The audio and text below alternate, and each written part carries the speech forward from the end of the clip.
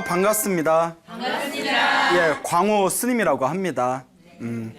그 사람이 이 세상에 태어나면 각자 자기한테 주어진 복이 있다고 합니다. 네, 사람마다 여러 가지 복이 있죠. 뭐 어떤 사람은 재복은 많은데 뭐 가족 복이 없다거나 뭐 그런 경우 있죠. 또 어떤 사람은 가족 복은 있는데 뭐 항상 뭐 살림이 어려운 재복이 없다거나. 예, 어떤 분은 가족복도 있고 재복도 있는데 뭐 건강복이 부족하다거나. 예, 또 어떤 분은 아무것도 없는데 그 몸만 건강하다거나. 예, 그것도 좀 문제일 것 같아요. 그런데 인생을 오래 사신 어른들일수록 건강이 제일 중요한 것 같다라는 말씀들을 자주 하십니다. 건강복이 참 중요하다. 그래서 그 돈이 아무리 많아도 뭐 내가 억만장자의 뭐 아들로 태어났다 하더라도 뭐 내가 뭐 30분이 못 산다면 그렇지 않습니까? 그 많은 돈들을 다 어디에 쓰겠습니까? 예. 또 내가 아무리 사랑스러운 가족들을 만났다 하더라도 내가 몸이 아프고 항상 질병에 허덕인다면 그것도 참 괴로운 일일 것이다. 그래서 어른들께서 일단 건강해야 된다. 예, 건강이 최고다라는 말씀을 자주 하십니다. 여러분도 동감하십니까? 네. 예. 근데 그냥 건강만 있다면 예. 예, 또 이러시네요. 부처님께서는 80살을 사셨습니다. 예, 이 육신의 몸으로 이 세상에 80년을 머무르셨고요. 부처님의 수제자 중에 한 분이었던 아난 스님께서는 120살을 사셨다고 합니다. 120살 하니까 다들 워 이러시잖아요. 부처님의 제자 중에 바꿀라라는 스님이 있었습니다. 바꿀라. 뭘 자꾸 바꿔요. 예. 뭐 쇼핑이 뭐 취미신가? 자꾸 뭘 바꾸세요? 바꿀라라는 스님이 계셨는데 160살을 사셨다고 기록되어 있습니다. 기록에 160살을 사셨다. 그런데 재밌는 게 그냥 160살을 사신 게 아니라 80살에 출가를 하십니다. 자, 우리가 보통 평균 뭐 80년 안팎을 산다고 했었대요. 그분은 이 세상에 태어날 때 바꿀라 스님은 어마어마한 부잣집에 태어났다고 합니다. 그래서 80년 동안 인간으로서 누릴 수 있는 최고의 쾌락과 행복을 다 즐기셨대요. 80년 동안. 이제 80살이 돼서 몸에 힘 떨어지고 이제 즐길 것도 없을 때 부처님의 법문을 듣고 감화를 받아서 80살에 출가를 하십니다. 그리고 그 어렵다는 최고의 깨달음인 아라한, 위대한 성자의 깨달음을 출가한 지 단 8일 만에 깨닫습니다. 예. 뭐 저희 같은 입장에선 짜증나죠. 예. 아유, 우리는 아직도 가려면 한참 멀었는데 80살까지 모든 쾌락을 누리시고 80살에 출가해서 8일 만에 깨달음을 얻으시고 80살에 출가한 뒤에 80년 동안 깨달음의 희열을 즐기다가 160살에 세상을 떠나십니다. 근데 더 놀라운 건 160년 동안 단 한 번도 아파 본 적이 없대요. 그러니까 병에 걸려 본 적이 없는 게 아니라 아예 아파 본 적이 없답니다. 우리 병에 안 걸려도 가끔 길 가다가 뭐 발길이 돌멩이에 딱 부딪히면 발가락도 좀 아플 수도 있고 뭐 이렇게 일어나다가 허리가 왜 이렇게 허리가 뻑적지근하지? 이럴 수도 있지 않습니까? 이 바꿀라 스님은 아예 아파 본 적이 없답니다. 60년 동안에. 그래서 부처님 제자 중에서 건강제일이라고 불리우게 됩니다. 예. 도대체 전생에 어떤 선업을 지었기에 그와 같은 위대한 공덕을 성취하게 된 것일까요? 부처님의 이제 가르침에 바꿀라 스님에 대한 전생의 공덕 인연담에 대해서 나옵니다. 머나먼 과거의 윤회의 삶을 살 때 이 바꿀라 스님께서 우리와 같은 일반 중생이었다고 합니다. 그분께서 좀 가난한 삶을 살았대요. 그리고 이 가난한 삶을 살면서 항상 마음속으로 내가 이와 같이 가난하고 힘들게 사는 건 내가 전생에 지어놓은 복이 없어서 그렇다. 근데 이번 생에라도 내가 복을 열심히 짓자. 부지런히 복을 지었답니다. 자그마한 복 짓는 거라도 그것을 소홀히 하지 않고 복 지으면서 복 지을 때마다 마음속으로 이 공덕으로 제가 항상 행복한 삶을 살게 해주세요라고 발언을 하면서 이 세상을 마치게 됩니다. 그리고 그 다음 생에 똑같이 인간으로 태어났을 때 전생에 지었던 강력한 선업의 힘에 의해서 아주 행복한 삶을 살아가게 되었다고 합니다. 어쨌거나 자기가 복을 지으면서 발언했던 대로 이렇게 행복한 삶을 살다가 인간으로 태어난 뒤에도 전생에 복 짓는 습관이 남아서 그런지 계속 복을 열심히 지었다고 합니다. 그러다가 자기가 지었던 선업의 힘에 의해서인지 어느 생인가 아노마다시라는 부처님을 만나게 됩니다. 부처님 이름이 아노마다시 부처님이에요. 아노마다시 부처님, 여러분들 처음 들어보시죠? 네. 지금 석가모니 부처님으로부터 17번째 전에 부처님이래요. 17번째 전에 부처님. 그러니까 이 거대한 우주의 시간과 공간 속에서 수많은 부처님들이 출현을 하시지 않습니까? 네. 그러니까 2600여 년 전 석가모니 부처님으로부터 17번째 전에 부처님이 아노마다시 부처님입니다. 이 전생에 지었던 선업의 힘이 있어서 그런지 아노마다시 부처님을 만나게 되고 아노마다시 부처님께 귀의한 불제자가 됩니다. 그러던 어느 날이었어요. 아노마다시 부처님께서 숲에서 이렇게 제자들과 함께 이제 수행 생활을 하시다가 갑자기 배가 아프셨답니다. 이렇게 복통이 오셨나 봐요. 그 배가 이렇게 아파오시니까 부처님께서 그 복통으로 인해서 이제 괴로움을 느끼시게 됩니다.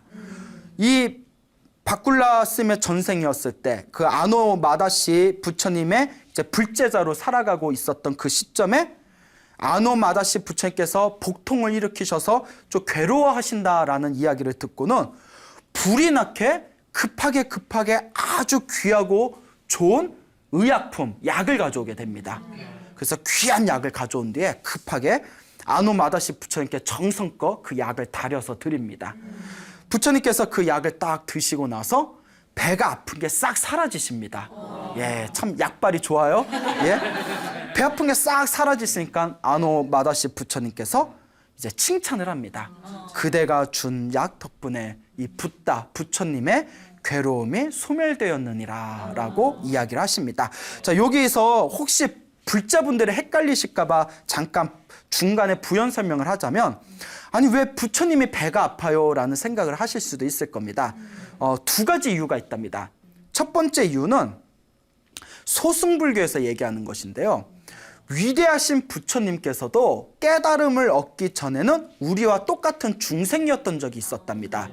그때 선업을 지은 적도 있고 악업을 지은 적도 있는데 중생이었을 때 지어놓은 악업이 클 경우에는 부처님이 되신 뒤에도 중생이었을 때 지었던 악업의 힘에 의해서 그렇게 중간중간 괴로움을 느낄 수가 있다고 합니다. 다만 중요한 거는 중생들은 괴로움을 느끼면 짜증을 내지만 부처님이나 위대한 성자들은 괴로운 일을 당해도 거기에 마음이 흔들리지 않는다고 합니다. 그래서 아노마다시 부처님의 배에 복통이 일어난 것은 과거 전생의 중생이었을 때 지었던 악업의 업보이다라는 이야기가 있고요. 두 번째 설은 대승불교에서 이야기하는 것인데요. 부처님은 모든 수행을 완성하셨는데 받아야 할 업보가 어디 있겠냐.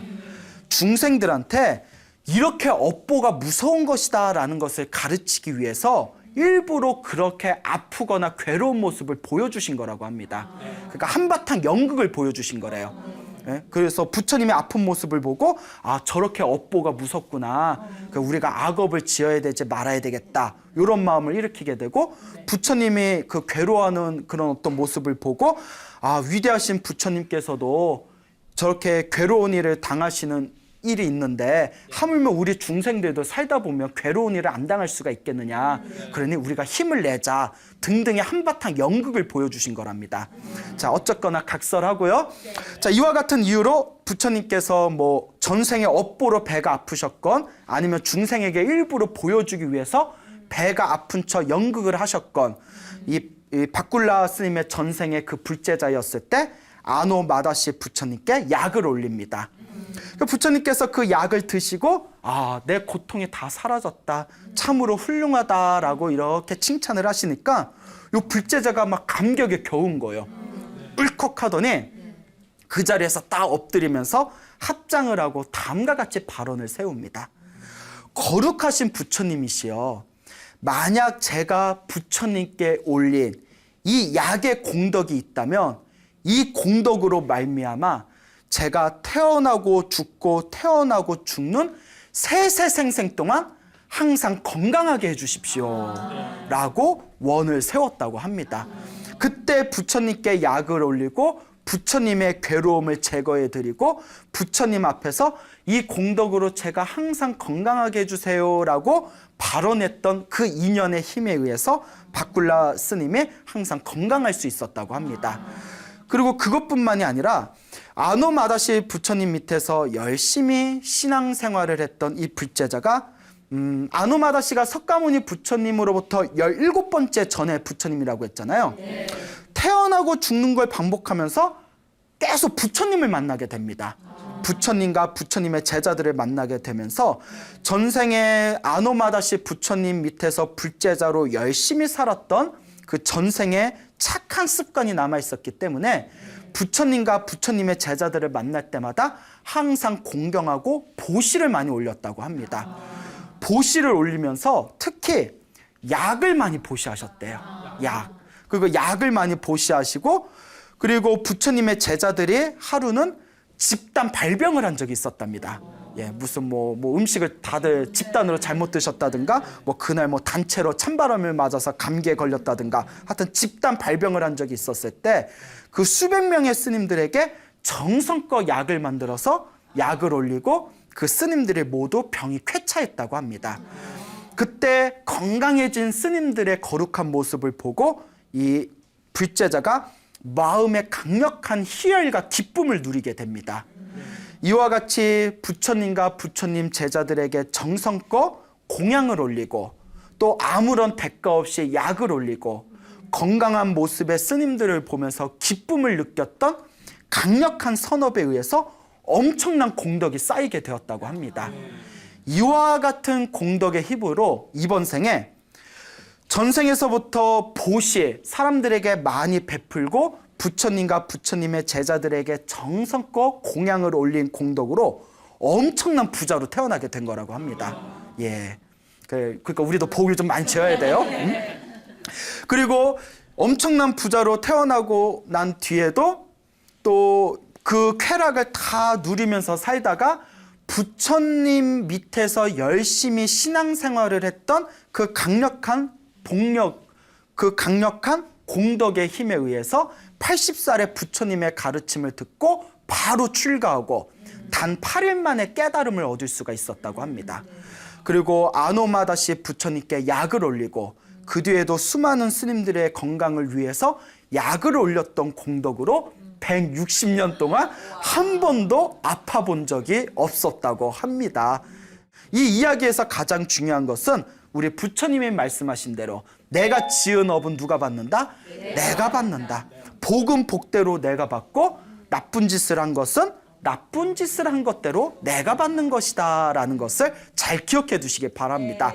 그러니까 부처님의 수많은 제자들 중에 지혜제일도 있고 신통제일도 있고 수많은 제일이라는 칭호가 붙은 10대 제자와 수많은 제자들이 있지만 당연코 가장 큰 복을 누리신 분은 이 바꿀라 스님이 아니겠느냐 또 이렇게 또 한번 생각을 해봅니다. 부처님께서 살아생전에 이 바꿀라 스님을 찬탄하시면서 건강 수명도 으뜸이지만 또한 신통력도 으뜸이다라고 하셨습니다. 그래서 부처님의 수많은 제자들 중에서 신통제일 4분이 계셨다고 합니다. 신통제일 4분인 스님들이 바로 첫째가 여러분들이 다 아시는 신통제일 목련존자, 그 다음에 두 번째가 지혜제일이라고 불렸던 사리불 존자, 사리불 스님께서도 신통이 아주 뛰어나셨다고 합니다. 그 다음에 세 번째가 부처님께서 출가하시기 전에 시다르타 왕자였을 때 당신의 부인이었던 야쇼다라 공주, 이 야쇼다라 공주도 나중에 비구니로 출가해서 깨달음을 얻고 신통력을 얻게 됩니다. 그래서 비구니들 중에서 신통제일이라고 불리웠다고 합니다. 그 다음에 마지막 네 번째가 바로 이 건강, 수명, 장수의 으뜸인 바꿀라 스님이 바로 신통제일의 4분 중에 마지막이 된다라고 말씀을 하셨다고 합니다. 자, 바꿀라 스님 부럽죠? 그러니까 여러분도 자꾸 마음을 바꾸셔서 자꾸 복 짓는 마음을 일으키시기를 바랍니다. 참 이렇게 복이라는 게 어떻게 보면 굉장히 재밌는 것 같습니다. 아까도 말씀드렸지만 보시를 많이 하면, 물질적으로 보시를 많이 하면 태어날 때마다 항상 부자로 살아가게 된다고 합니다. 그러니까 지금 아무리 개차반으로 사는 재벌이 있다 하더라도 어쨌거나 이번 생에 재벌로 살아가는 건 전생에 뭘 많이 지었다? 보시, 복을 많이 지었구나, 보시를 많이 했구나라는 걸 우리 불교적인 관점에서 생각해 볼 수가 있습니다. 이번 생에 아무리 착하게 살아도 가난하게 사시는 분이 있다면 전생에 무엇을 많이 안 하셨구나, 보시, 복을 많이 안 지으셨구나라는 것을 또 우리가 생각해 볼 수가 있겠습니다. 또 요새 우리 한국 사회는 너무 이상하게 외모 지상주의입니다. 그렇죠? 예쁘고 잘생긴 것만 좋아해. 그래요. 찔리네요. 자, 이런 관점에서 봤을 때 불교에서는 잘생긴 것도 복이라고 합니다. 그래서 화를 내지 않는, 살아생전에 화를 내지 않는 공덕이 다음 생에 미남미녀가 된다고 합니다. 그리고 화를 잘 내는 사람들은, 짜증을 잘 내고 신경질을 잘 내고 화를 잘 내는 사람들은 태어날 때 독사로 태어날 확률이 크고요. 왜냐하면 항상 독을 품고 있기 때문이죠. 사람으로 태어나도 항상 얼굴을 찡그린 과보로 못생긴 얼굴로 태어난다고 합니다. 여러분 거울 가셔서 한번 이렇게 내가 전생에 화를 많이 냈나 안 냈나 한번 판단해 보시길 바랍니다. 그리고 부처님께 꽃공양을 올리면, 꽃은 아름답지 않습니까? 아름다운 꽃공양을 많이 올리면 미남 미녀로 태어난다고 합니다. 그래서 어느 선녀가 있었는데 선녀가 얼마나 아름답습니까? 이 인간 세상에서 가장 아름다운 존재 한 명을 뽑아서 선녀에게 비교해 보면 선녀의 발 뒤꿈치도 못 따라간다고 합니다. 너 얼마나 예쁜지 궁금하죠? 나도 좀 고화질로 보고 싶어요. 얼마나 예쁘길래. 근데 그 수많은 선녀들 중에서도 유독 빛나고 아름다운 선녀가 있었다고 합니다. 아니, 선녀로 태어난 것도 예쁜데 예쁜 것들 중에서도 가장 예뻐. 그래서 그 이유를 물었더니 전생에 꽃공양을 많이 올렸기 때문에 더욱더 꽃과 같이 화려한 아름다움을 얻었다라고 합니다. 또 여기에 엄청난 또 함정이 숨겨져 있습니다. 꽃공양은 올렸는데 마음을 잘 못 쓰고 사람들을 불편하게 하고 민폐를 끼치는 그런 좋지 못한 삶을 살았던 사람들은 꽃공양을 올렸기 때문에 일단 예쁜 얼굴로 태어난답니다. 하지만 예쁜 얼굴로 태어났지만 전생에 사람들한테 복을 짓지 않은 과보로 인해서 얼굴만 예뻤지 나머지는 일이 잘 안 풀린다고 합니다. 그러니까 우리도 가끔 보면 별로 안 예쁜 것 같은데 슈퍼스타 소리 듣는 연예인들 있지 않습니까? 이렇게 보면 그렇게 뭐 바깥에서 보면 그 의외로 되게 평범하게 생겼어 라는 연예인들이 있는데 굉장히 스타 반열에 계신 분들이 있고요. 보면 가끔 그 조연 배우들 중에서 엄청나게 예쁜데도 끝까지 못 뜨고 소리 소문 없이 사라지는 분들이 있지 않습니까? 그러니까 예쁜 것뿐만이 아니라 예쁜 것을 떠나서 내가 그 사람들에게 널리 알려지고 관심을 받고 사랑받을 수 있는 복이 또 따로 있다고 합니다. 이런 것도 굉장히 중요하게 생각해 볼 수가 있겠죠. 그러니까 복이라는 것은 골고루 지어야 됩니다. 여러분들이 스님 저는 좀 집안이 많이 어려워요 하면 내가 보시공덕을 안 지었구나. 스님 제가 얼굴이 별로 크게 예쁘질 않습니다. 그럼 전생에 좀 화를 많이 냈구나. 스님 저는 뭐 좀 가족들하고 좀 화목하지 못합니다. 그러면 뭐 전생에 내가 바람을 많이 펴가지고 가정에 충실하지 않았기 때문에 이번 생에 화목하지 못한 가정을 만났구나. 스님 저는 몸도 안 좋습니다. 건강도 안 좋습니다. 그러면 전생에 내가 살생을 많이 했나 보구나. 이런 얘기를 했더니 어떤 분이 울컥하면서 다 내 얘기잖아요 이러시더라고요. 뭐 나는 지어놓은 게 하나도 없냐고. 그래서 제가 이번 생에 사람의 몸으로 태어나서 불법을 만났으니 이게 가장 큰 복입니다. 사람으로 태어나기 어렵고 불법을 만나기 어려운데 사람으로 태어나 불법을 만났으니 이번 생에 복을 열심히 지으십시오. 다음 생에라도 내가 다 받아갑니다라고 이렇게 말씀을 드렸습니다.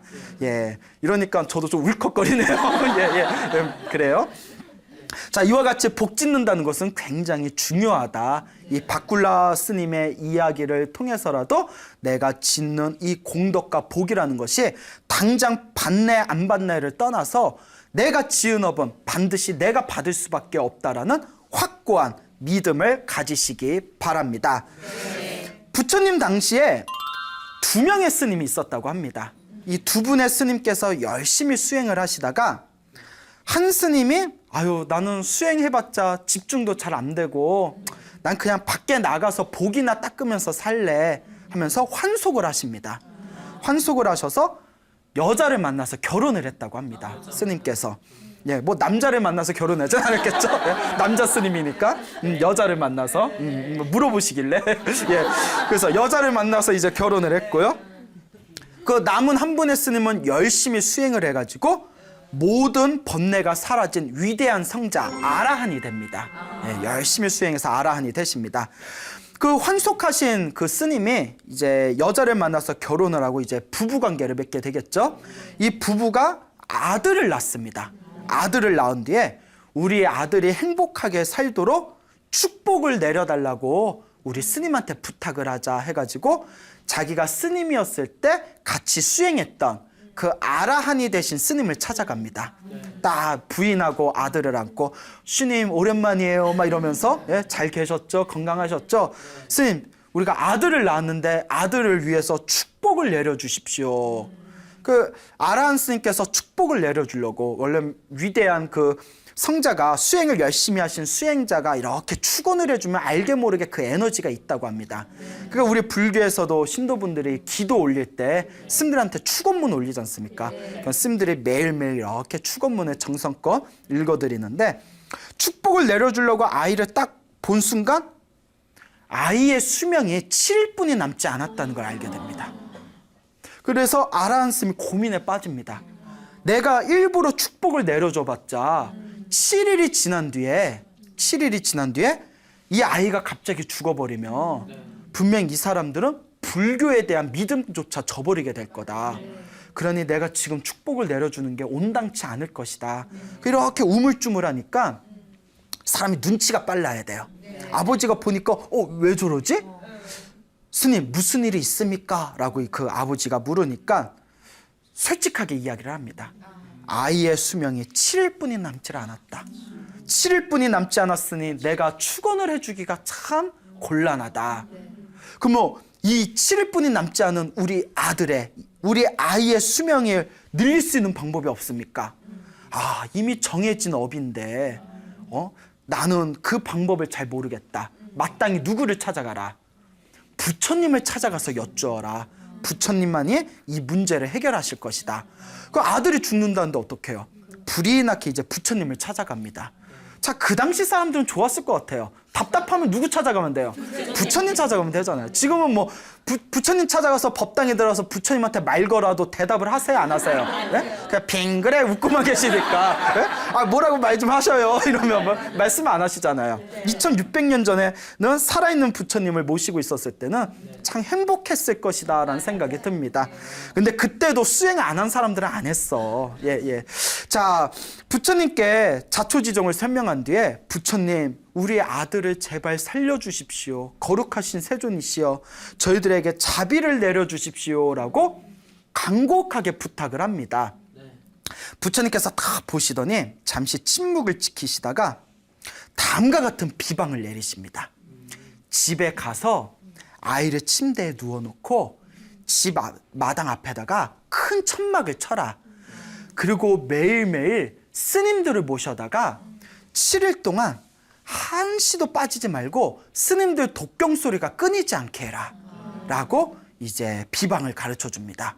그리고 부처님께서 사원에 있는 스님들에게 저 아이의 수명이 7일뿐이 남지를 않았는데 이 붓다인 자비가 가득한 붓다가 이것을 그냥 넘겨보기가 힘들구나. 그러니 그대들이 가서 7일 동안 매일매일 교대로 그 집안에 7일 동안 독경, 부처님의 말씀이 담긴 독경 소리가 끊이지 않게 하라라고 이렇게 명을 내리십니다.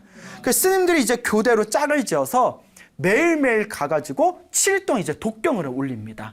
예, 그래서 부처님의 말씀이 담긴 경전을 이제 암송을 하게 됩니다. 그러니까 부처님의 경전을 계속 암송을 하다 보니까 이런 이야기가 있습니다. 부처님의 경전을 암송하거나 우리가 연부를 하거나 부처님의 경전을 이렇게 베끼면 우리 눈엔 보이진 않지만 그 주변에 광명이 나온다고 합니다. 예.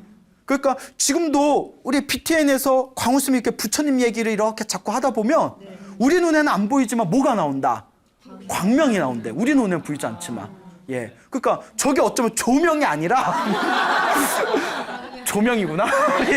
예, 조명이네요. 그 우리 눈에 보이진 않지만 하여튼 아무리 어리석은 중생이라도 마음을 비우고 부처님의 경전을 독송하면 그 주변에서 광명, 빛이 나온다라는 이야기가 있습니다. 여러분 보여요, 안 보여요? 예, 보이면 그것도 이상한 거예요. 예? 그래서 자꾸 뭐가 보여요. 그럼 뭐 안과에 한번 가보세요. 자, 그렇게 이제 스님들이 매일매일 독경을 하다 보니까 그때 전생에 악연이 있어서 그 아이의 목숨을 노리던 귀신이 있었다고 합니다. 그래서 귀신이 일주일 후에 잡아먹으려고 집 앞에 이렇게 지키고 있는데 스님들이 와가지고 집에서 독경을 하니까 그 독경 소리에 광명이 뿜어져 나와서 그 귀신이 집 밖으로 밀려나갔답니다. 그 부처님의 광명의 에너지 때문에. 그때 귀신이 속으로 참 스님들이 다 가고 나면 7일 후에 내가 잡아먹으면 되니까 내가 좀 기다리고 있자. 그래서 광명이 뿜어져 나오는 독경 소리가 가득한 집 밖에서 나무 밑에 몰래 숨어가지고 이제 아이의 목숨을 노리게 됩니다. 그 약속된 수명이 7일 남은 약속된 그 날이 왔습니다. 그때 부처님께서 아침 일찍 내가 직접 그 집에 가서 법문을 해주겠노라. 그 부처님께서 이제 직접 걸음을 옮기셔가지고 그 아이의 집에 가십니다. 그 아이의 집에 앉아서 제자들과 불자들 앞에서 법문을 하시는데 경전에 보면 이런 내용이 나옵니다.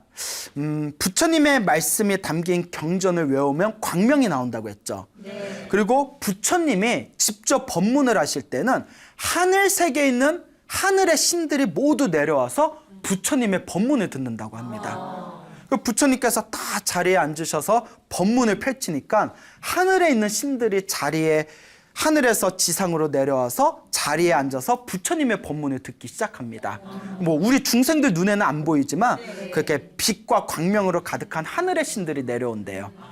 하늘의 신들이 서로 이렇게 내려올 때마다 그 자리가 이렇게 점점 범위가 넓어지지 않습니까? 하늘의 신들이 내려오면 하늘의 신들은 몸에서 빛이 난답니다. 하늘에 수없는 신들이 내려오다 보니까 그 7일째 되는 날 귀신이 틈을 노리고 있는데도 하늘의 신들의 몸에 뿜어져 나오는 그 광명과 빛에 밀려가지고 몇 킬로미터 밖으로 완전히 밀려나가 버렸다고 합니다.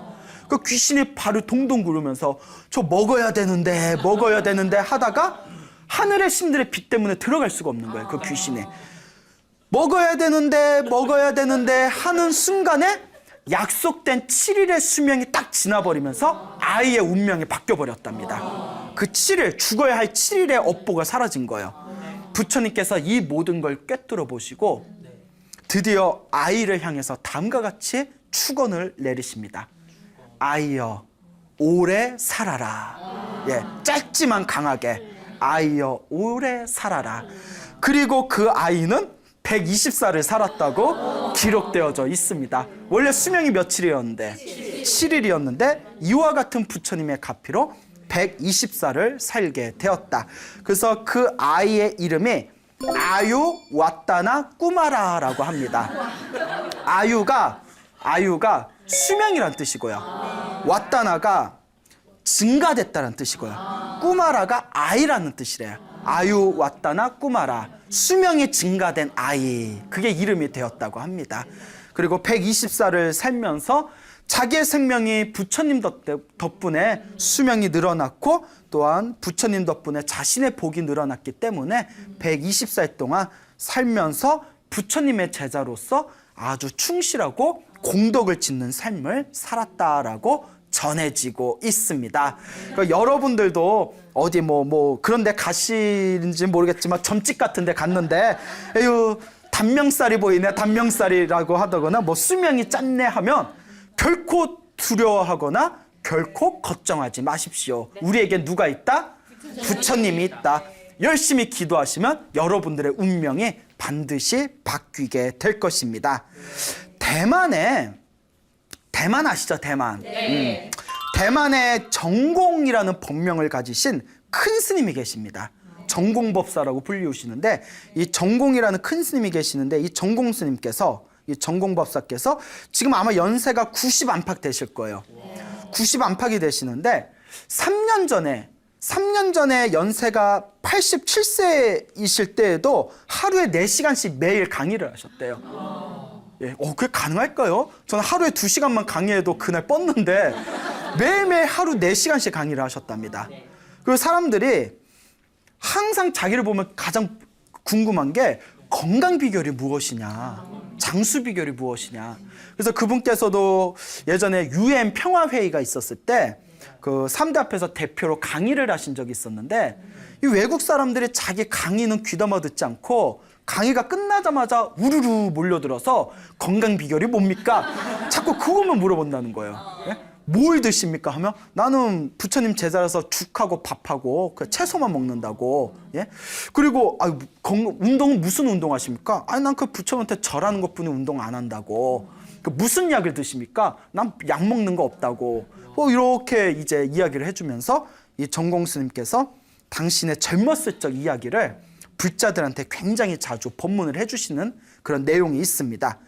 실은 정공 스님께서 사주팔자를 보면 단명살이었다고 합니다. 그래서 아버지께서 굉장히 사냥을 좋아하셨대요. 사냥을 좋아하셨는데 원래 사냥이 인간이 짓는 악업 중에 가장 무거운 악업이라고 합니다. 왜냐하면 살아있는 생명을 취미로 죽이는 거. 정말 내 생존을 위해서 죽이는 거는 그나마 업이 좀 약하지만 있긴 있어도 취미로 살생하는 건 그 업이 더 무섭답니다. 아버지가 사냥을 굉장히 좋아하셨고 아버지를 따라서 젊었을 적에 자주 사냥을 다녔다고 합니다. 그리고 집안이 약간 사냥을 좋아하는 업이 있었나 봐요. 그러니까 취미로 낚시하는 것도 사실 안 좋습니다. 불자들은 취미로 낚시하는 거는 피해야 됩니다. 예, 오히려 방생을 해야 되지. 그리고 또 어느 어리석은 불자들은 그 방생이 공덕이 크다니까 바닷가 가가지고 그냥 어마어마하게 물고기 다 풀어줘서 방생해 놓고 배고프다 밥 뭐 먹지? 야 저기 횟집 있다 해가지고 예? 그 회를 드시는 그런 옛날에 그런 어리석은 불자들도 있었나 봐요. 그러니까 그 뒤에서 방생해 놓고 앞에서 회 먹고 하면 그것도 좀 곤란하겠죠. 자, 그러니까 이 사냥에 자주 하던 그런 집안에 업이 있었는지 그 어머니가 정공스님이 어렸을 때 어머니가 점을 봤는데 그 점에 어머니가 야 우리 집안 남자들은 45을 못 넘긴다고 하더라. 이게 무슨 얘기를 하더래요.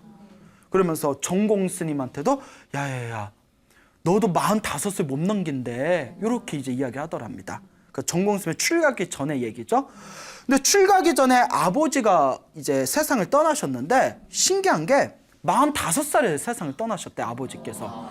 45살이면 지금으로 치면 한창 때지 않습니까? 예, 지금 나이 45이면 청년이죠, 청년. 예, 또 맞다 이러시네요.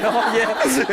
자, 청년인데, 근데 신기한 게 큰 할아버지도 45에 돌아가셨고, 큰 아버지도 45에 돌아가셨고, 아버지도 45에 돌아가셨대요. 그 정공스님도 왠지 마음이 불편하더래요. 그리고 그분께서 이제 30대 초반에 출가를 하셨는데, 정공스님이 굉장히 머리가 총명하셨다고 합니다. 그래서 출가하신 뒤에도 열심히 공부를 하셨는데 그 주변에 엄청 용한 점쟁이가 있다는 얘기를 듣고 우연히 그 사람한테 점을 보게 됐답니다. 원래 스님이 원래 점 같은 거 보면 안 되는데 그 당시에 심심풀이로 보셨나 보죠. 그래서 이렇게 점을 봤는데 그 점쟁이가 이렇게 용하다는 점쟁이가 이렇게 보더니 아이고 스님은 엄청나게 지혜롭고 총명하신 분인데 수명이 길지를 못하네요. 스님은 단명하실 겁니다 이러더래요. 사람 대면에 예? 사람 앞에 놓고 단명할 겁니다 하면 기분이 되게 언짢아질 것 같아요. 그럼 몇 살 정도 살 것 같습니까? 45을 못 넘길 겁니다. 이러더래요. 그 어렸을 때도 45이라는 얘기 들었는데 또 45 이러고 할아버지, 아버지, 큰아버지 다 45에 돌아가셨잖아요. 뭐 그런가 보다 하고 넘겼는데 그렇게 이제 공부하면서 법문을 자주 하다 보니까 시간이 흐르는 것도 모른 채 45살이 되었대요. 그래서 그 어느 대만에 있는 어느 큰 사찰에서 이 정공스님께서 능엄경이라는 경전을 강의하고 있었을 때 능엄경이 10권짜리 책이거든요. 그중에 이제 몇 권을 강의할 때 중간에 갑자기 큰 병에 걸리셨대요. 엄청나게 큰 병에 걸리셨는데 병원에서도 어떻게 손 쓸 틈이 없을 정도였답니다. 그래서 자기의 나이를 헤아려 보니까 그때가 딱 45이었다는 거예요. 이 정공스님이 내 운명에 새겨져 있는 내 수명이 정말 45가지인가 보구나. 여기서 내 업이 다 했나 보구나. 죽기 전에 다 내가 지은 업 보니까 그러면 죽기 전에 염불, 기도라도 열심히 하면서 죽자. 그래서 이분이 이제 모든 것을 다 정리하고 어디 아는 조용한 절에 가서 방 하나를 얻고 매일 방 안에서 이제 절대 밖에 나가지 않고 그 방 밖에서 사람이 이렇게 죽을 넣어주면 하루에 한 끼나 두 끼 죽만 먹으면서 오로지 염불만 했다고 합니다. 오로지 나무 아미탑을 염불만 했대요. 나무 아미탑을 염불을 하면서 거룩하신 부처님, 제가 죽으면 다음 생에는 아미탑 부처님 극락세계 왕생하게 해주십시오.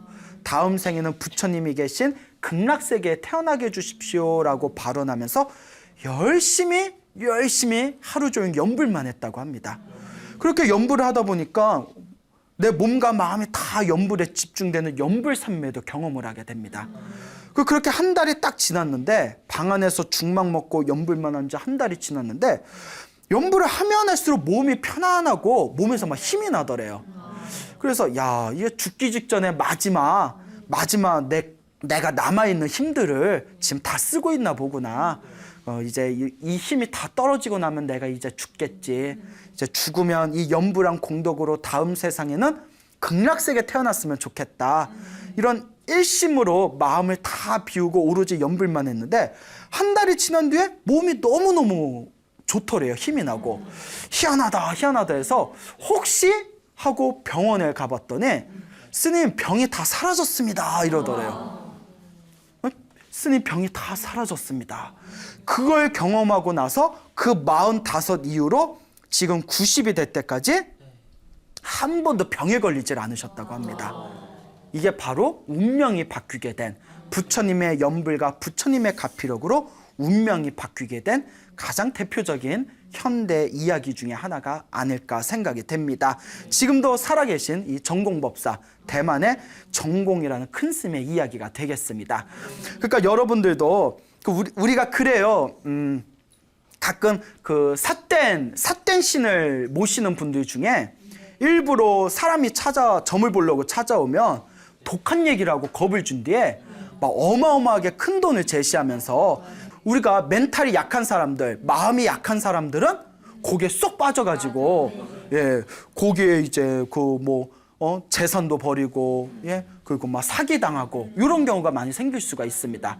하지만 진정한 불제자라면 내 삶에 힘들고 괴로운 일이 좀 생긴다거나 아니면 정말 사주팔자가 안 좋다거나 그럴 때 내 마음 밖에서 구하지 마시고 오로지 부처님 가르침에 의지해서 염불하고 기도하고 복을 짓는다면 반드시 여러분들의 운명이 아름답게 바뀌게 될 것이라고 믿음을 가지시길 바랍니다.